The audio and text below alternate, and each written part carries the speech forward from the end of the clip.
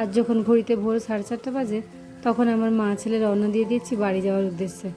বাড়ি মানে আমার আসল শ্বশুর বাড়ি।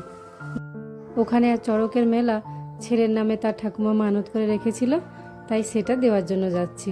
আপনারা ভিডিওটা প্রথম থেকে শেষ অবধি দেখতে থাকুন, দেখবেন ভালো লাগবে। আর ভালো লাগলে একটা লাইক করবেন, আর পেজটা ফলো করে অবশ্যই আমার পাশে থাকবেন। সকাল 7:30টার মধ্যে আমরা কাঁথিতে এসে পৌঁছে গেছি। আর ওই দেখুন, ওই সোজা যে রাস্তাটা চলে গেছে ওটা দীঘার দিকে গেছে, আর আমরা এই সাইড থেকে বেঁকে যাব, এটা এগরা চলে গেছে। আমাদের আসল বাড়ি এগরাতেই। কয়েকদিন এত গরম পড়েছে, 7:30টার সময় মনে হচ্ছে দুপুর 12টা বেজে গেছে, এত রোদের তাপ।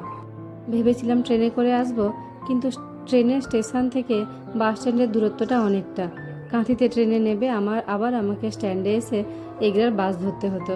কিন্তু যেহেতু একা ওকে নিয়ে আছি আর ব্যাগপত্র আছে, তাই আর ট্রেনে আসিনি।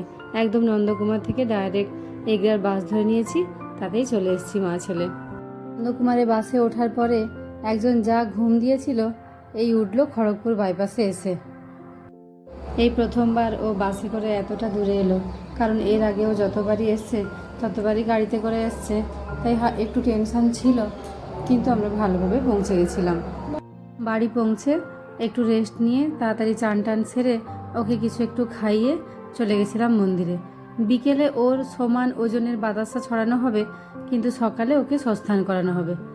এই সস্থান কথাটার অর্থ হয়তো আপনাদের অনেকের কাছেই অজানা, আমার কাছেও ছিল, কিন্তু এখানে আসার পর আমি বুঝেছি যে সস্থান মানে হলো মন্দিরে নিয়ে গিয়ে একটু শুদ্ধ করে পুজো দেওয়া।